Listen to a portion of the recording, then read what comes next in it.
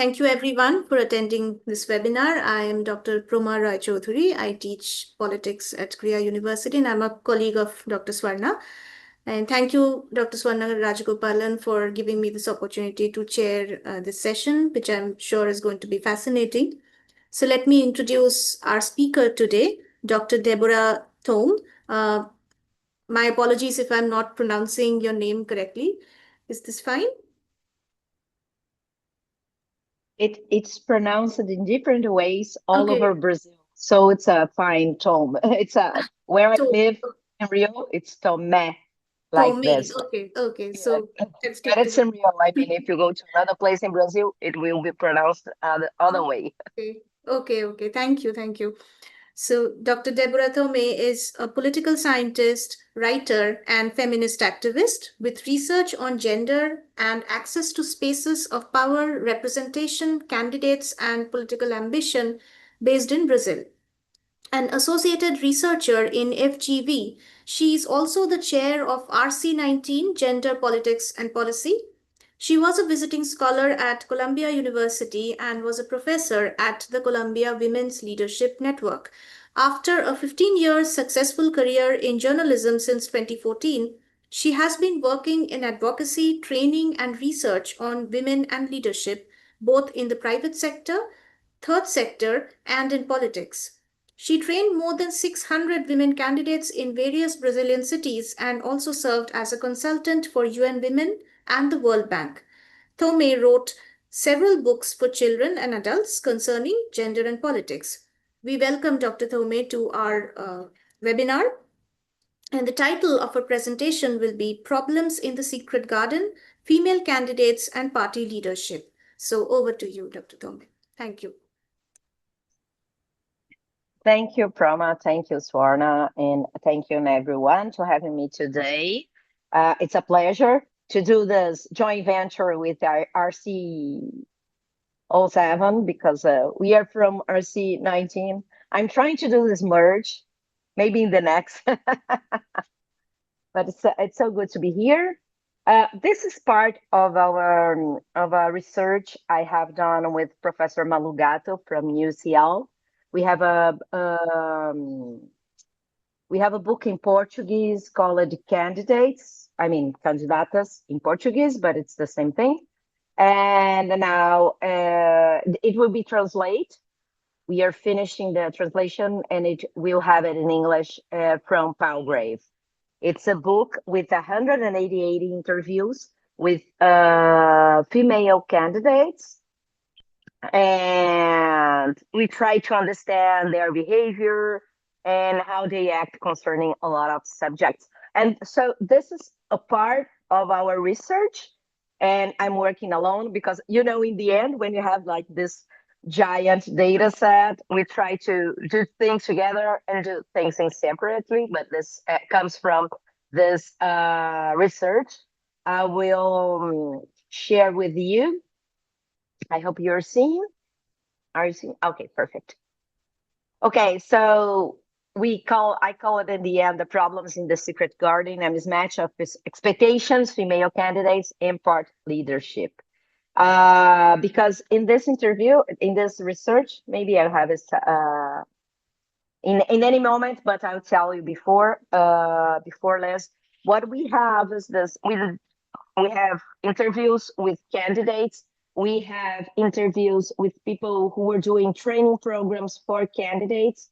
We also have focal groups with voters, and also interviews with party leaderships, or something that we missed, and then we try to solve in the end of the research. We feel like we didn't have the voices of this party leadership, and this was a point that was missed in our research, and some of the information we need came from them. So the first one had to go like this. Okay, perfect. No, it's not working. So how? Oh, I know. I have to be here. No, why it's not working? Okay, I'll go this way. So What's the problem? The underrepresentation of women and the relationship between female candidates or women candidates and political parties. This is what we are trying to address. I'm trying to address in this work. What is important? Understand this helps explain party resource distribution, inequalities in representation. It's in the next slide, but Brazil has a huge problem of representation, women representation. We did it by interviewing 96 candidates and 9 same structure interviews with party leaders. We find there is a mutual difficulty between candidates and party leaders in understanding each other and align their priority and expectations. And what does it mean? This affects women access to political power and also diminish their long-term political ambition. This is what I've been talking about in the next 20 minutes or 25 or something.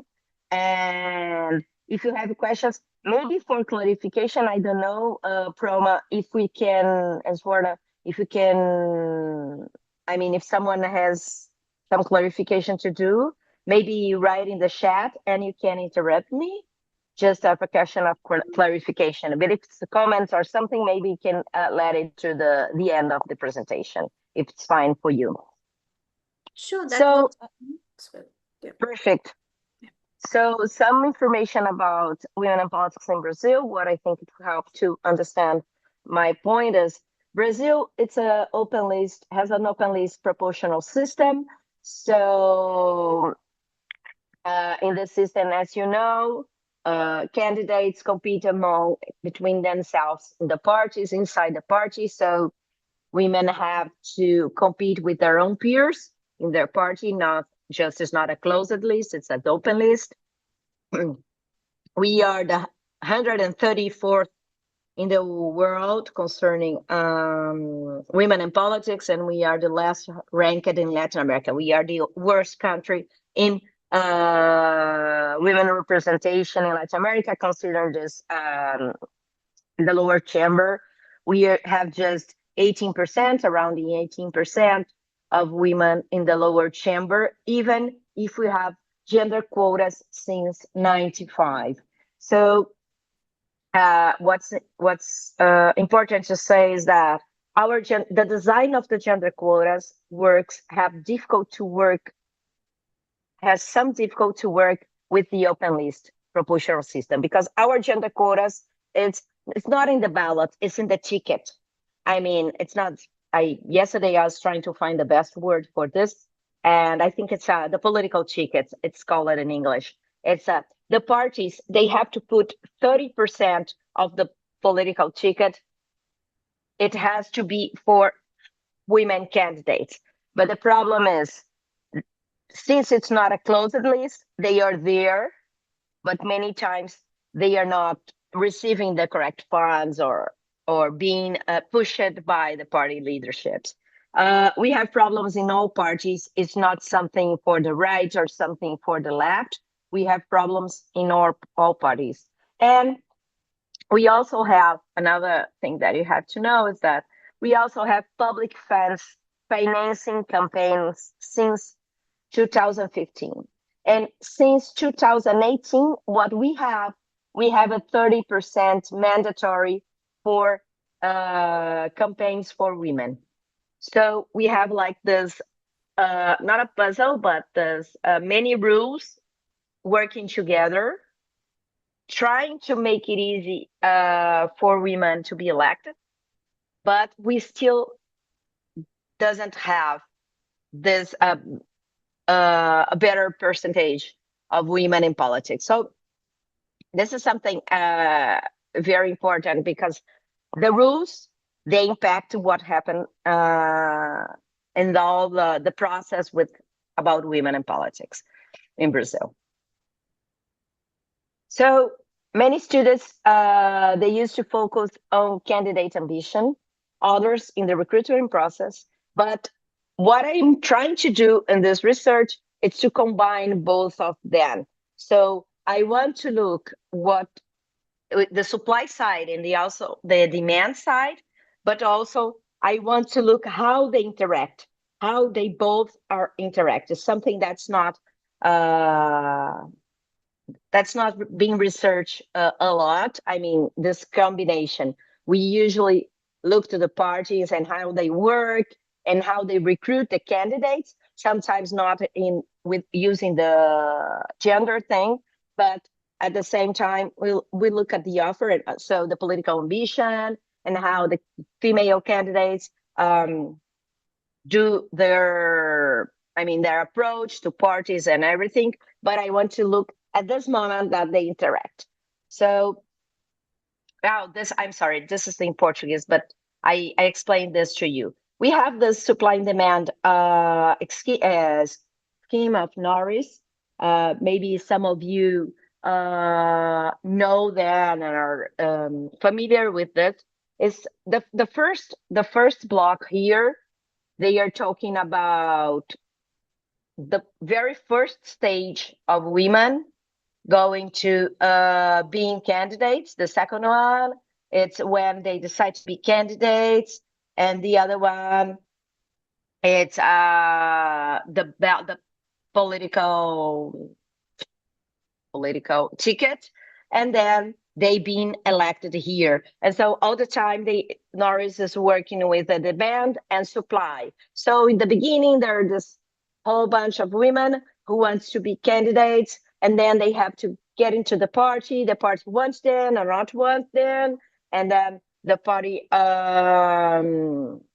decide who is going to be a candidate, and then they decide who they will support.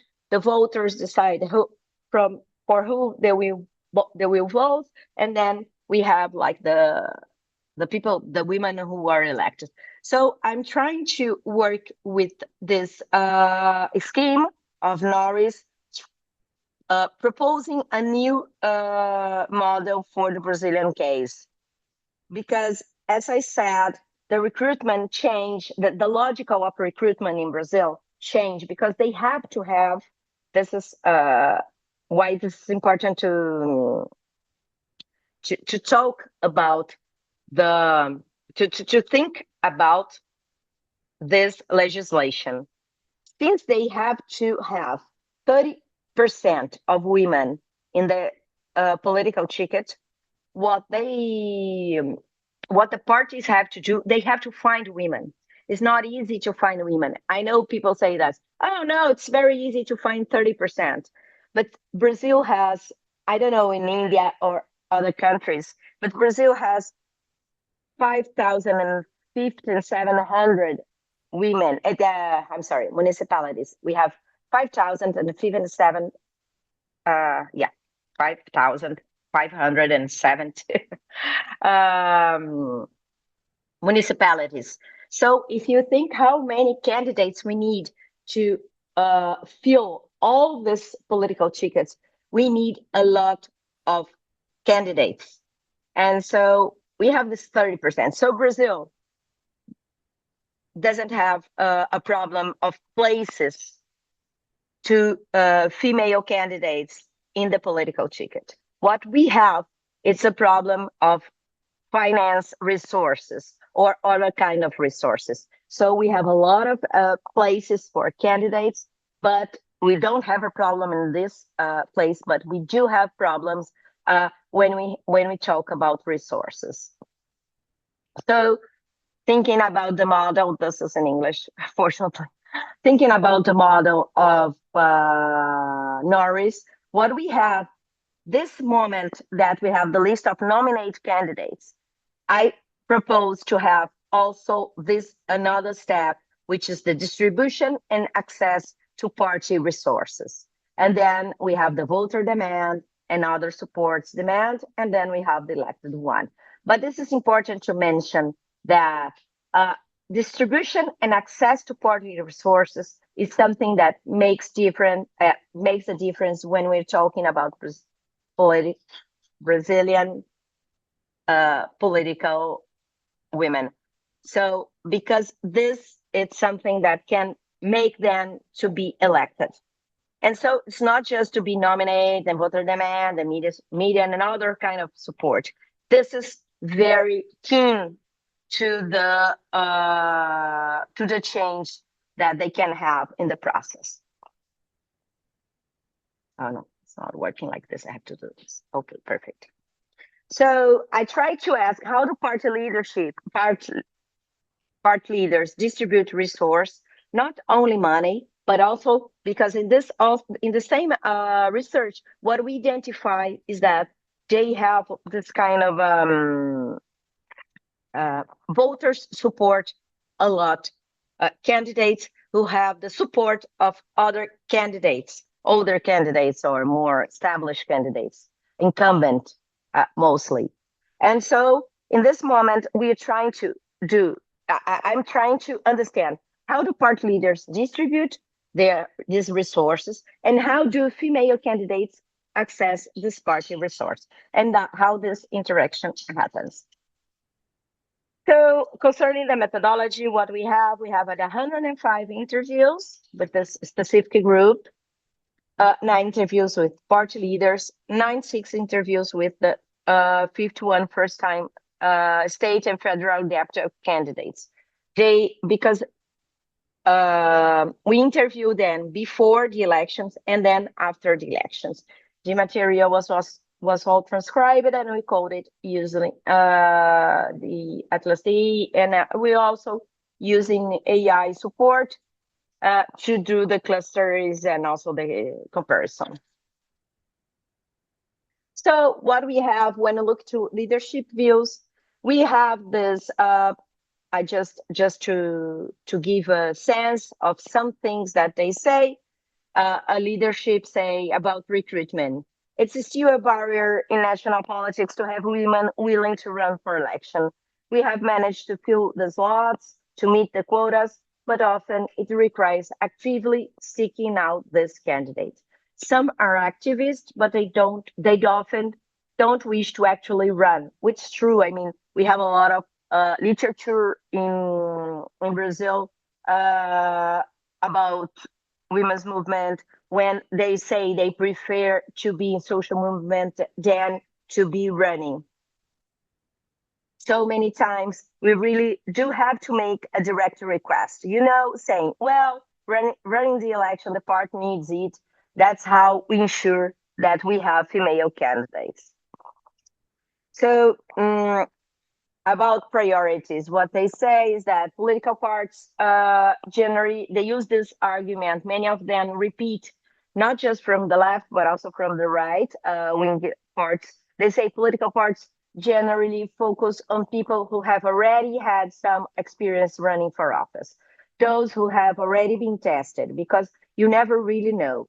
Of course, you can identify a leader who has potential, but usually it's those who have already run for city council or who have contested a major election for mayor or who have been a candidate for state office. Typically, discussions start with these people. So they have like this pragmatic view, which means they want people who have already experienced, have this experience to be candidates, and also this programmatic one, which is we want people who will defend our parties. And something that's important you will see in one of the next slides is that candidates, they are usually, female candidates are usually in their first run. Our candidates also, but many of women, since we don't have women in politics, many of them are trying for the first time.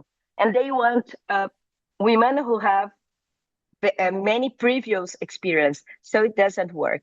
And in the sense of the programmatic, what we also see is that female candidates, they have like a different path when they decide to get into politics, in Brazil at least. They don't go for the party and then stay there for 10 years and then decide to become a candidate.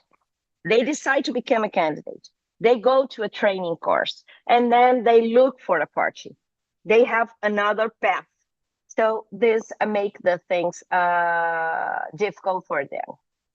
So resources distribution. There is a state level group of party members. This is our many voices of the party leaders. So there is a state level group of party members that sets out certain guidelines, such as the size of the municipality. This is they are explaining how they distribute the resources, such as the size of the municipality, whether the candidate is classified as a priority. A priority one candidate is one who, in our assessment, has the best chance to win in the election. This is something they say all the time. No, we know who is the best to who has the best chance of winning the election. And what I try to ask, since I myself made these interviews, it was not a research assistant. What I try to ask is, how do you know these people has these qualities? And it brings me back to the idea of programmatic and pragmatic. We know when they have this, they have had before a lot of votes, and this is what the information that is most important for us. But when they didn't have these votes before, they don't trust the candidate will have this chance. So it's a kind of it's tautological in some ways. So in the candidates' views, they show their willingness to run, but they are usually first-time candidates. They have weak relationship with political leaders. They are arriving in the parties. They suffer with a lot of lack of financial support. As you know, women have less support also because in Brazil, you can also have money from people. You cannot have money from companies when you do the campaign. You can have a limit money from people, normal people. I mean, if you want to, but the huge amount of money comes from the public funds for parties, and so they suffer with the lack of guidance. They have superficial political support, or at least less than expected, something that. And they have excessive internal competition, hostile environment, and also they suffer with a prejudice and sexism. They rely, in this context, they rely on support outside the party environment, trying to gather in volunteers, or building support networks. They turn to high instances within the party, looking to, for example, to federal deputies who are part of the women caucus, because they try not to rely on the people from their own cities or something like this, because they dispute these votes. And they also use a lot of this strategy of reporting economic violence against women in politics, because they understood this can help them in media or wherever when they say, I'm suffering from economic political violence. This help them to go to the media, and so this is something that works for them. So going to the end, I used to say this. I try to know the name of this joke I was presenting in Spanish, but they didn't tell me the name. I don't know if there is a name in Portuguese, in Spanish or English. It's in Portuguese we call it a war game or something like this. But I'm just curious about. I'm listening to something. Fine, thank you. But if you do have, maybe in the end, you can tell me if you have like this joke when some people, it's like people were doing the forces in opposite sides when they should work together. I mean, it's not, we have some boys here. We should have just the female candidates from one side, but imagine that one side is the women candidates and the other side is the party leaderships. They should work together, but they are not working together. That's I mean, the point that I identify analyzing these interviews. So just doing this mismatch of expectations, I think it's not it's too small for you, but just to clarify some of the points. So when you look to the left column is the party leaders, and the right column is the female candidates. So when you look to the question of selection and recruitment, they prioritize previous election experience and strong party ties to maximize votes, etc. And they have this openness to newcomers, but they don't give them the resource they need. And the candidates from that side, they often feel invited only to meet quotas. So they have this kind of problems because the party have to fulfill the 30%, and the female candidates feels like they are not welcome. They are much more just being used to fulfill the quotas. Um, Concerning the gender quotas, it's seen a legal obligation that's hard to fulfill, especially at the municipal level. And the female candidates expect quotas to ensure equitable access to resources too. I'm seeing that there is some things in the chat. If you want to interrupt me, Proma, please feel free. Um, no, I don't think we have questions yet, but Okay. we'll get back to it once we have questions. Okay. Yeah. Please feel free. But it's just it's almost in the end. So the female candidates, they expect us to ensure also equitable access to resources. This is something very keen to understand because we I really don't know if they really have less access than male candidates who are running for the first time. But what we understand from the interviews, we interviewed also male candidates, is that the female candidates, they have a huge expectation and they expect the quotas, they will ensure money for them. I mean, not just money, but mostly money to fund their campaigns. Campaigns in Brazil are known to be very expensive. So this is a key point to the concerning the resource allocation. They have these discretionary decisions and a lot of lacking of transparency. But they always do that. They know who will be, who have more chances. And I've been once in this party meeting with women, and I remember to talk to a party leader, and he told me, there is this 100 women here doing this course, but I know the only one who has chances is this one. And I said, but why do you think? No, because his father is a state deputy, and so she can be. I don't want to highlight the familiar thing because I have a lot of thoughts about this, but it's just to say that they usually say that they know she was not elected at all. Another woman from this group was elected, but she was not elected, this specific one.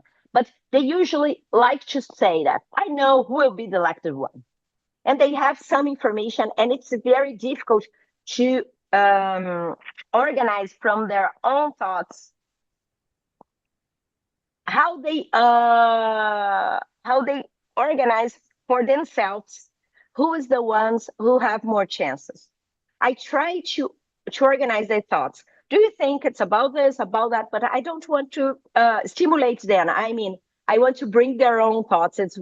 Which is kind of difficult because they usually tell you about this kind of intuition. That's difficult. I know they have a rationality, but they talk about the intuition. So that's what makes things a lot of difficult to capture. That was the word I was missing.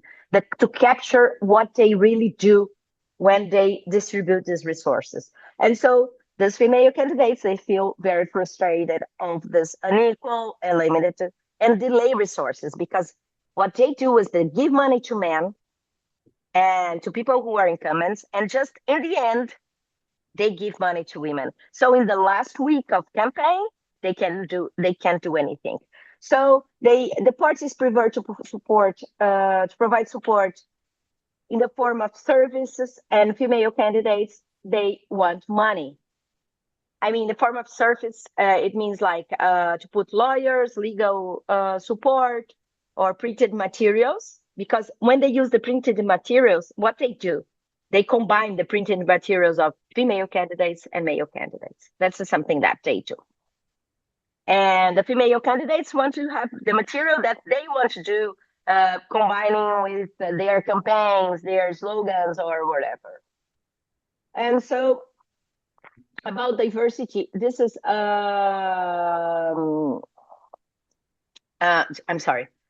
the internal part environment, they are concerned about diversity, but they are much more concerned about this pragmatism. They want to maximize in voting. That's their preoccupation, their main preoccupation. And female candidates, and mostly female candidates from Afro-Brazilian candidates, they are asking for more diversity in the sense of human rights, or this idea, more democratic idea of that we have to have diversity. The part leaders, they never talk about diversity in this sense. I mean, of the Democrats or something like this. Even in leftist part, they say very clear that they mostly are focused on this pragmatism. They want to maximize votes. I mean, that's the nature of the party. I completely understand. It's just to say no one is concerning about this idea that we have to have more women. We have to have the voters want. No, they are looking in this idea and in a very old way to look at this, in my point of view. But I mean, the main challenge is for party leaders. They find difficult to find viable female candidates. They say we don't find female candidates who are viable because they are starting this thing, so it's difficult to put a lot of money in them because maybe you lose that money, blah blah. And for the point of the candidates, they are always struggling with this idea to have more financing for their campaigns because it's key to have chances to be elected. So what candidates do, they develop counter strategies, which means like they seek external support, they appeal to higher leaderships, and denounce political, economic, and gender violence. And just final considerations. Okay. In some contexts, access to resource, I used to say, is the new recruitment, like the orange is the new black. The access to resources in Brazil is where we have the problem. We don't have problems in recruitment. So in Brazil and maybe in other countries, when we talk about women in politics, we are not we don't have to be preoccupied to the recruitment. We have to look to access to resources. This is something that's very important because the recruitment, it's easy. We don't have problems in recruitment in Brazil. We have problems in the resources. Parties emphasize programmatic and pragmatic factors, which is difficult for newcomers, female, to fulfill. Female candidates often have limited experience and information about political networks and negotiation. They are very naive in some sense, since they came from this idea of training courses. Many of them in Brazil right now came from the training courses. They go to training courses, and we have a lot of options of training courses.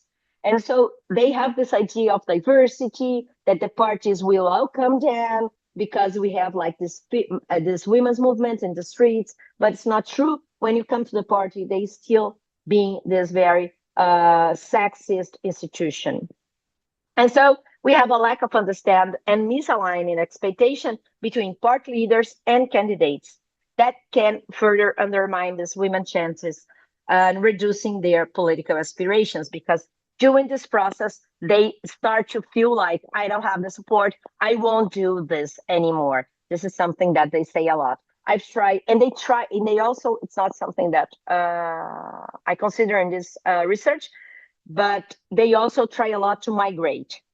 Something that they do is that they say, I won't run anymore because I didn't have the support from party. It was a problem. It was a problem. I didn't have the finance support. I didn't have the party support.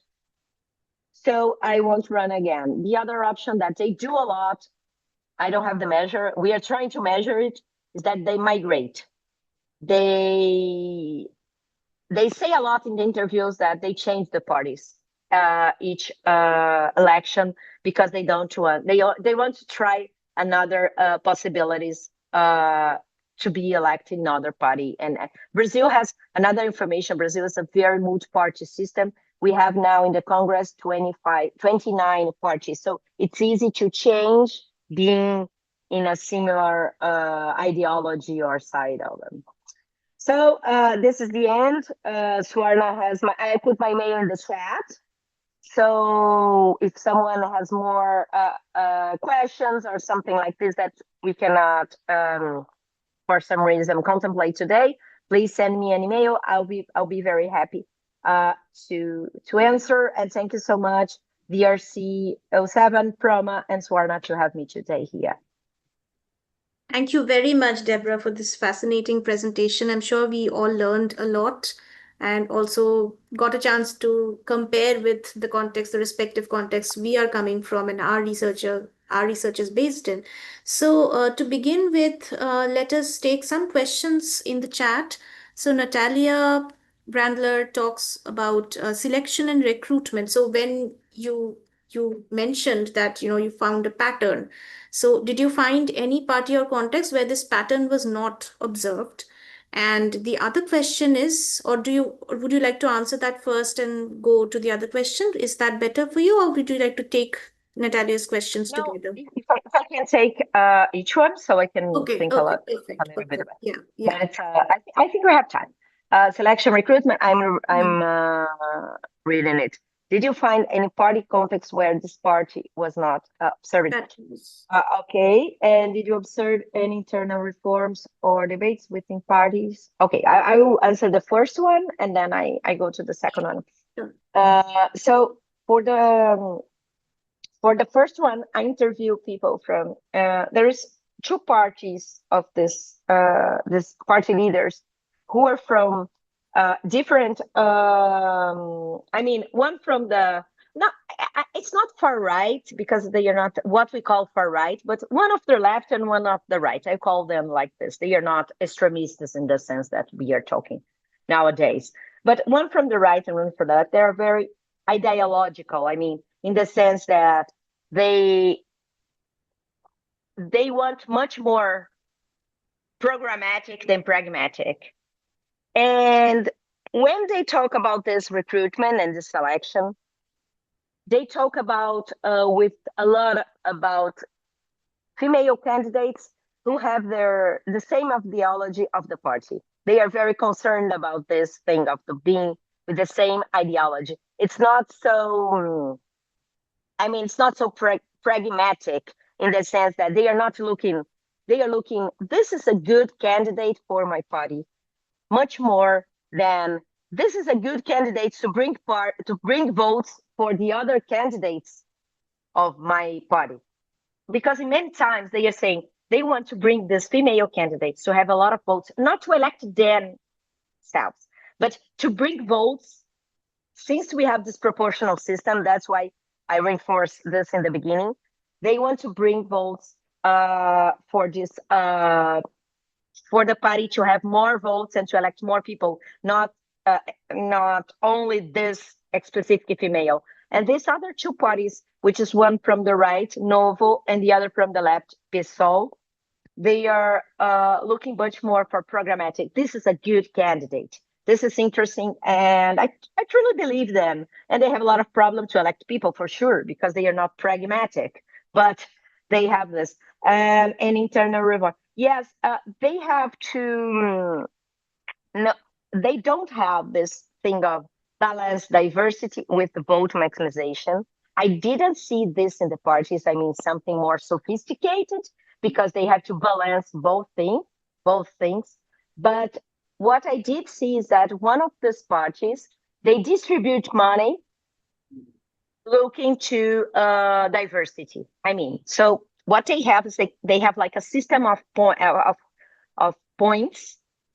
So, for example, if you are incumbent, you have 10 points. But if you were a women incumbent, you have more two. If you are Afro-Brazilian incumbent, women, you have more three. The incumbent always have more points, the incumbent. But you can have like 7 points just because you are a woman, Afro-Brazilian, trans. So you have like 7 points and the incumbent have 10. They have like the system. So in some ways they address the diversity, but still benefits the incumbent much more than the. But I don't think they are in this point of things of diversity and vote maximization. It's difficult. We have much more the rules. I have a preprint paper right now because it's much more. This is a qualitative. This is a very positivist and quantitative paper. It's in my social media. I talk about them. It's a changing the rules, not changing the party rules, but it's changing the electoral rules. We give more money for parties who elect more women and more Afro-Brazilian people in Brazil.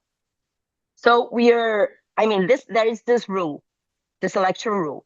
If you elect the votes for women and for Afro-Brazilian, it signifies that in the next election, the parties will have more money from the public funds. So we try to address this in electoral rules, but the parties again are gaming this to still benefits white male, rich white male. So that's but the electoral rules are not bad in Brazil. We have problems in the party and how the party functions. Thank you, Natalia, for the question. I'm sorry if you can say the country you are from. Maybe I don't know if you're from Brazil. This name can be Brazilian one, but the country also helps because sometimes I can relate my answer with the context, local context. From Venezuela, great. Okay. It could be a Brazilian name. That's why I thought that maybe you're from Brazil. Yeah. Thank you so much, both of you, both Natalia and Deborah. So we have another question from Maria. What is the electorate's behavior? Because parties would support women more if they felt that the electorate would reward them at the polls. So yeah, interesting question. Okay. Yeah. What's the electoral behavior? Because parties would support more if they felt the electorate. I mean, this is always this puzzle for women in politics. Maria, thank you for the question. This is always this puzzle because we never know. Since it's very difficult to have, in the case of Brazil, in the open list proportional system, it's very difficult to that your name is known by the voters previously. It's very difficult. Even if you are living in a small city or something like this, it's not easy to make your name known and to correlate your name with the possibility to be elected. One of the things that we try to address in this, not in this paper, but in this huge, is asking people if they vote for the one who they think will be elected. We have this expression in Portuguese, which eu não quero desperdiçar meu voto. I don't want to throw my vote in the garbage, in this sense. So people say a lot that they want to vote for someone who will be elected, so they can ask for this person some favors. They talked a lot. So they want to vote, and they correlate it a lot with men being elected, not women being elected. In local elections, I mean, when you go to small places, they say, I want to vote for a city councilor who will be elected, because afterwards I can go there and say, I vote for you. I want to be employed from you. I want to work for you. I want to, I don't know, to have like a health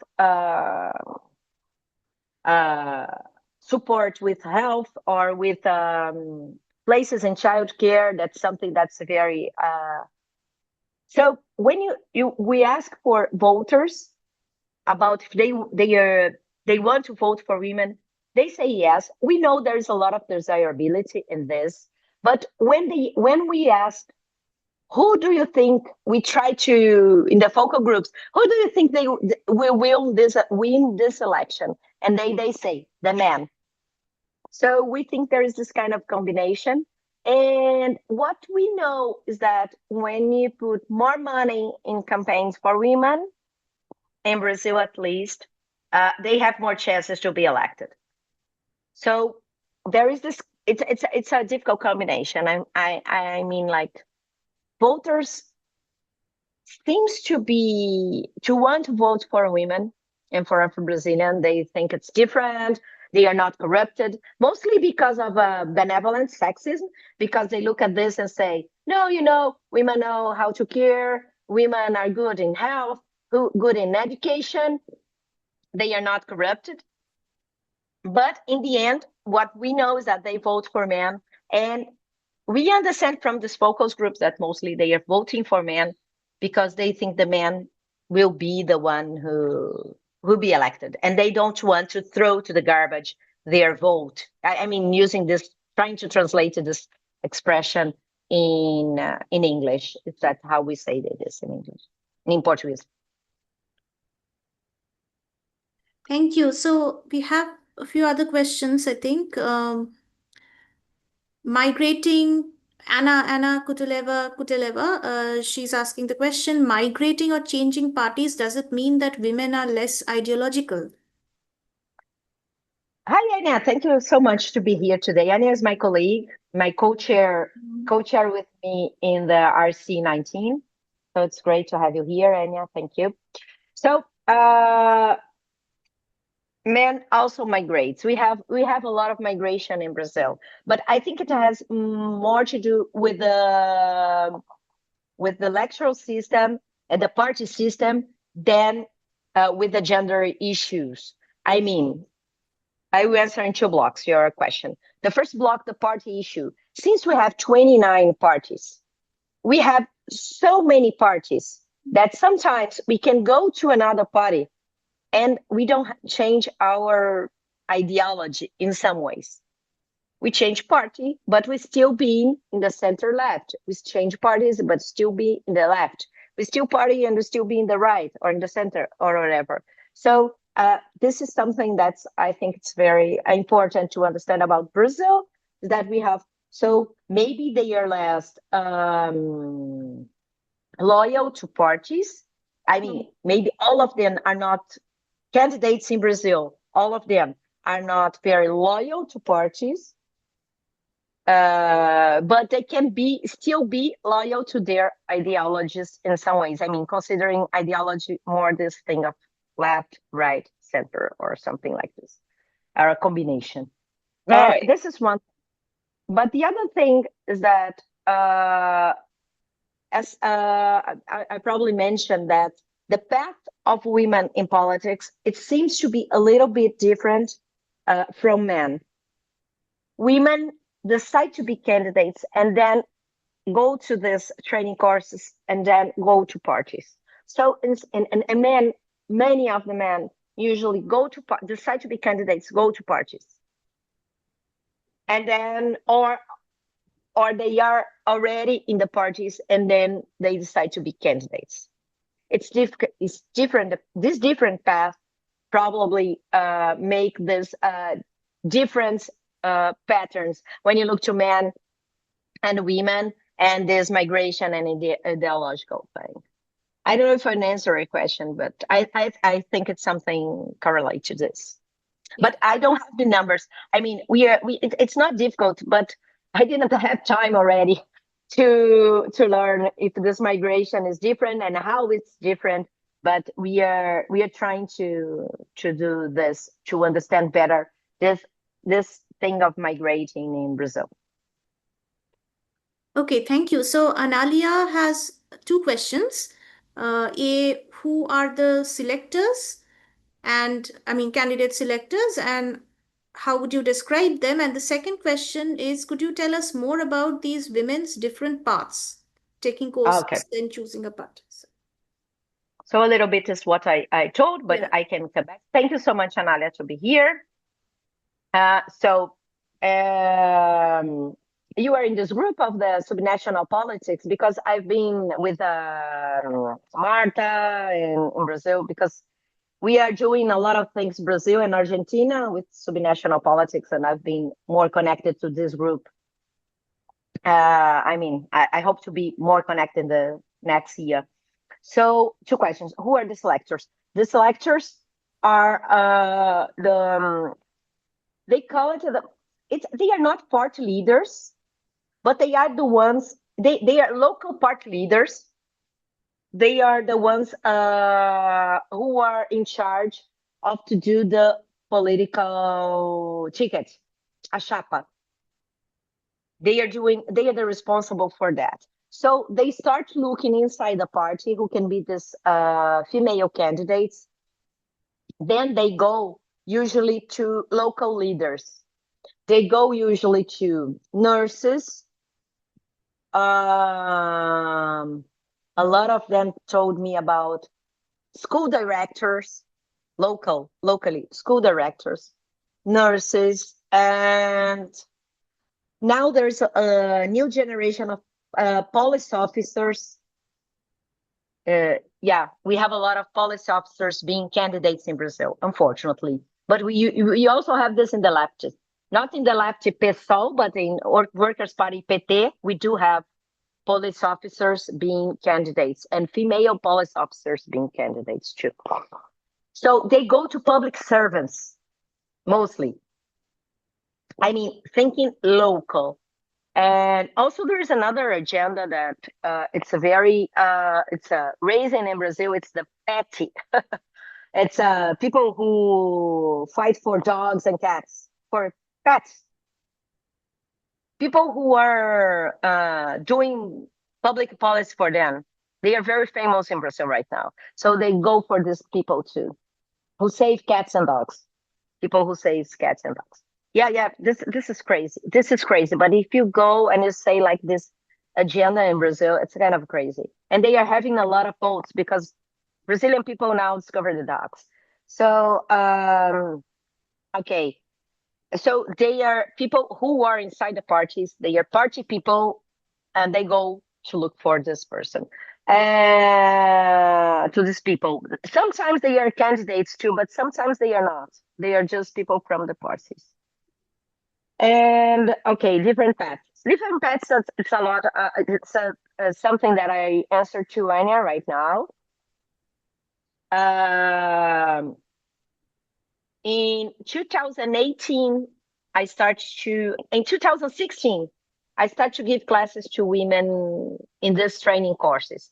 It was a public training course from the National Secretariat of Women. And this is, I still answer, I start to answer Swarna, that I can see there is another question here from the training courses. So in 2016, I started to work in this kind of training programs. And this was a public training program. We have like 700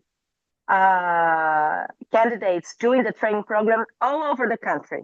It was in 14 capitals in Brazil. I teach in 4 of them. And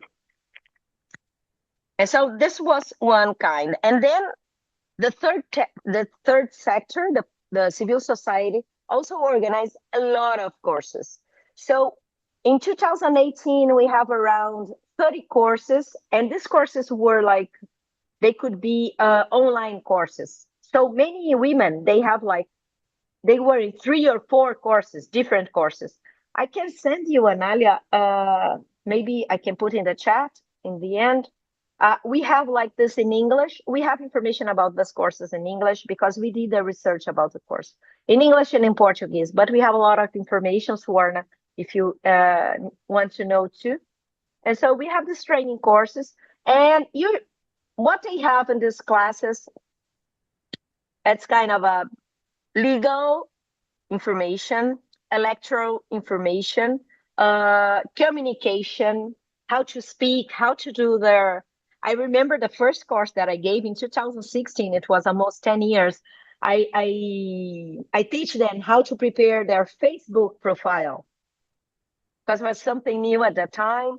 And so in 2018, no, in 2000, it was just before the pandemic. In 2020, I remember to give a course, and they were very preoccupied with this idea of how to speak, to do videos themselves. So we did a lot of videos of their own. They want to know how to communicate to their. And so we have this communication. some of the courses, when they are more leftist in some ways, they give more feminist information, public policy for women and things like that. And I mean, in this first course, it was in the leftist presidency. So we have this feminist thing too. We talk about social movements and things like that.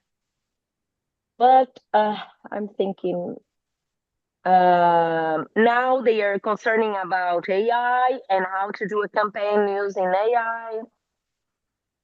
And these training courses, they can be done online. Mostly now they are, since the pandemic, it's done online with synchronous when they have classes at the same time, but also sometimes the party. What happened in the end is the parties are doing this themselves because the parties start to be aware that you say, you put here a Troy horse because this person comes from a training course. What the parties complain about the training courses is that the women arrive there with the ideas of the training course and not the ideas of the party itself. So what parties are doing right now? They are having their own training courses for women. So usually it's open in some sense that they don't have to be candidates. They don't have to be affiliated to go there. It's also a way to identify new women, but they are very common in Brazil right now. In 22, there were more than 40. We map like 80 different training courses in Brazil. Different training courses. And sometimes they go to more than one training course because for them, it's also good to say, we used to say that they like the buttons because they can put in their social media and all of that, oh, I did this training course, I did the other training courses. So it's something that the female candidates, they like a lot because they say it helps them to meet other women who are also doing the same thing that they do. This training course is not only for women, but they are mostly for women. Some of them are for this idea of political renovation or something like this, but most of them are for women or for Afro-Brazilian women or things like this. Okay. Thank you so much for the wonderful discussion. So, if I may, I have one question. I mean, I had two questions actually, but I would cut them short because we're running out of time. So, I had one question regarding the factor that you said about candidates seeking support in the media, right? Oftentimes taking the help of media outlets to talk about some issues of violence that they might have faced. So, I'm curious to know what would be the reaction of the party elite to this? And are these women perceived as disloyal? Because, again, coming from a context like India, if something like this happened, they would probably have to leave the party or they would be silenced in some other way. Because, I mean, I myself work on party politics in the Indian context, and this is something that I have faced during my interviews with women party members, and they say that how this is, I mean, they cannot even dream of doing something like this or even writing on Facebook, for instance, about their experiences, because that would be seen as disloyalty.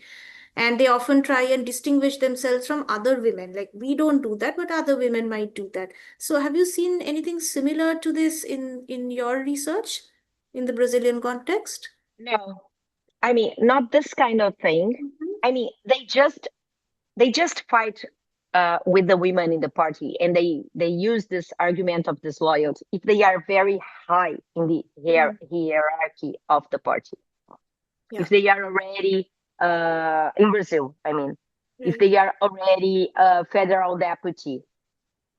But Mm. even though in this sense, they still, I mean, even though in this sense, they still go to the media. For example, I remember two examples when you are talking. One is a congresswoman who denounced the party, that the party didn't give money to her, and the party used the money that should give to her to a male candidate. She denounced this, and she's still there. Mm. The other one, I mean, she went to the media, she talked. I mean, it's something that I'm thinking maybe because of this whole non-loyalty, this loyalty. I Mm. mean, they migrate because of this. I'm thinking, I'm not sure, but and the other one was one who decided to migrate Okay. because she voted against the ideas of the party. She came from a training program. She's very Mm. known in Brazil right now. She came from a training program. She went to party, and then when the party started to complain about her vote, she said, "No, this is my chair. I have to Mm. decide." Because she came from a training program. So I mean, she was built like this. I mean, in the sense that her thoughts were made like this. So in the end, she changed party. She changed party. I mean, sometimes there is this kind of a threat, but mostly the party doesn't. I mean, doesn't care a lot. They say, okay, let them then go to the. Usually, the ones who work for the other women, when they go to the media and say it's economic and political violence, Mhm. it's the female the female candidates who have much power in the same party, because they don't want that their own party being seen as a sexist one. It's kind of this, but they are not punished. I mean, it's yes, they are punished, but they don't have a lot of power, and so the party is not giving so much in, importance to them. So it's kind of this. Yeah. Thank you. Thank you very much, Dr. Débora Thomé, for your fascinating presentation and the wonderful Q&A that we had. I'm sure we all learned a lot from the exchange of views. And we really thank you all, not just Dr. Débora, but also everyone else who asked questions and intervened. It was a lovely experience, I'm sure, for all of us. But special thanks to Dr. Débora for your brilliant presentation.